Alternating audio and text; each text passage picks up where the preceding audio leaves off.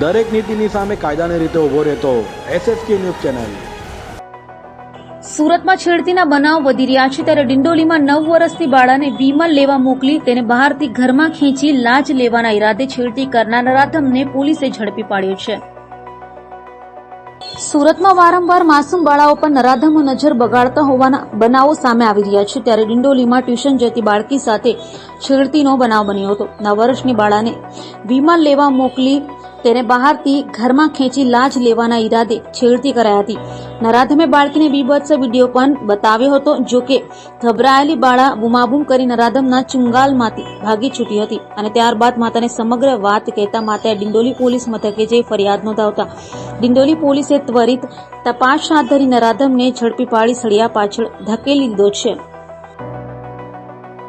Dindoli police station વિસ્તારમાં રહેતા એક વ્યક્તિએ એમના પડોશમાં જ રહેતી એક દીકરીને છેડખાની કરી હતી।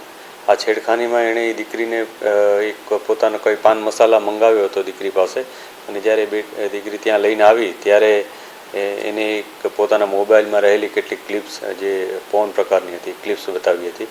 આ ઉપરાંત એને છેડખાની પણ ત્યાં કરી હતી, પરંતુ આ દીકરી ત્યાંથી ગભરાઈ જતાં ત્યાં ભાગવાની તેણે કોશિશ કરી હતી। તો ભાગતી એ દરમિયાન આ વ્યક્તિએ એને ધમકી પણ આપી હતી કે જો પોતાની વાત કોઈને કહેશે તો એને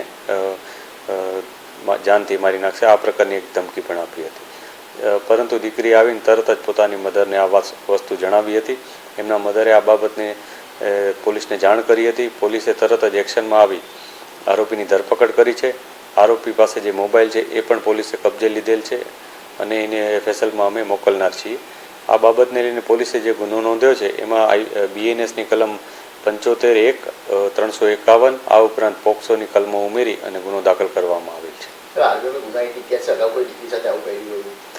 અત્યારે અમે જે ઇન્વેસ્ટિગેશન કરી રહ્યા છીએ એમાં આરોપીને ઇન્ટ્રોગેશન દરમિયાન એવી કોઈ બાબત હજી સામે નથી આવી કે એનો કોઈ ગુનાહિત ઇતિહાસ છે કે નહીં, પરંતુ કેટલીક બાબતો પોલીસને એવું જાણવા મળેલ છે કે અગાઉ પણ એણે કોઈ બીજી અન્ય દીકરીને પણ આવી રીતના હેરાન કરી હતી, પરંતુ એક વસ્તુ કન્ફર્મ થઈ જાય ત્યારબાદ જ અમે એના ઉપર આગળની કાર્યવાહી કરી શકીશું। દરેક નીતિની સામે કાયદાની રીતે ઊભો રહેતો SSK ન્યૂઝ ચેનલ।